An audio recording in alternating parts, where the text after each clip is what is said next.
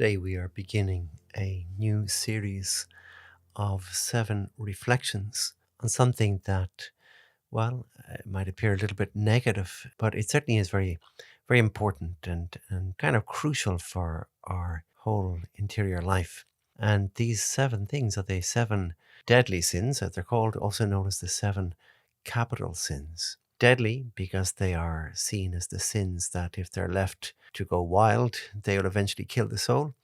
And capital because they are at the head, or in Latin, the caput, of a host of other sins. So they bring in their wake, as it were, they bring in their wake all the other sins. So they're part of the Christian tradition. They go back to the very, very early days of the church, and different thinkers. There have been different formulations, and finally they have become settled as the 7 that we have now.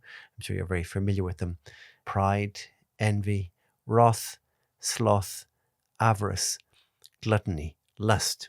And actually, what's important about that list, and one of the important things about that list, is they do come in order of importance. There is a kind of descending importance because, in fact, the most important, or we might say the worst of them all, is pride. And the least, still deadly, still a capital sin, is lust. So they do go down in this kind of order of importance, which is quite interesting. Quite interesting that the one we're dealing with today, pride, is seen as being so deadly, right there at the top of the list.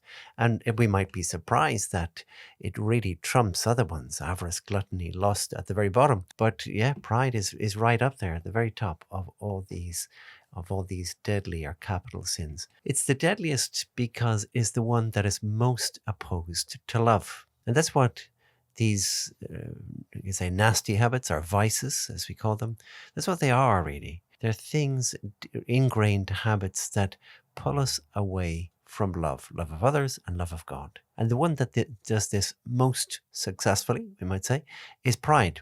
Pride leads us, you could say, locks us into a dungeon of self, love and self-absorption of ourselves, within ourselves, which excludes, ultimately, if it's left go again unabated, it leads the inability to love anybody else and the inability to love even God.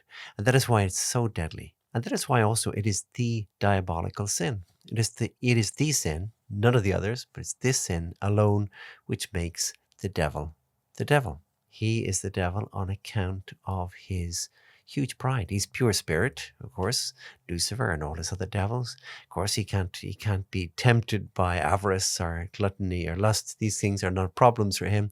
He's got one problem, and it's a big problem, and that is pride. But you and I also have the great danger of falling into pride. So what is it? What is pride? Well, the Latin word is kind of helpful for us. The Latin word for pride is superbia.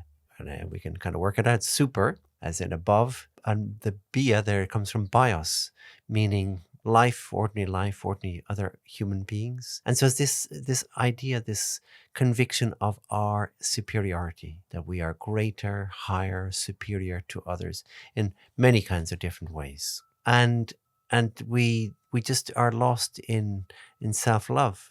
Manifestations of this superiority complex would include very simple things like looking constantly for praise, thinking about ourselves excessively, or even just talking about ourselves an awful lot. Kind of things where we really want to be, in one way, sometimes even disguised as humility, we want to be the center of attention. Or even, as somebody pointed out, even dropping words of self-deprecation, putting ourselves down because we know people are going to say, oh no, that's not true, you're wonderful at this. So it's a very subtle, sneaky little sin, is the sin of pride. And so much that we very often we don't see it, we don't recognize it in ourselves. What is the solution to pride, given that it's so deadly and it's such a head or caput of other sins? And really, it's very hard to grow in humility. It's very hard to grow because it's the kind of thing we get proud of being humble, like famously the person who said, finally, I have become humble. So the idea that I'm proud of being humble. It's not going to happen that way. The real way to become humble is through humiliations.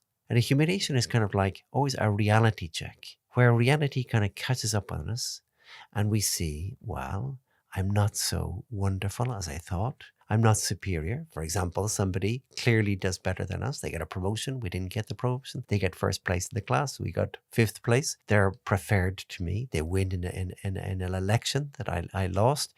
Also, for example, when we fall, flatten our face with something, make a fool of ourselves. And those kind of things are real reality checks. They're very, very painful. And yet we should be kind of grateful for them because it's a good pain, because it's the pain of the reality check.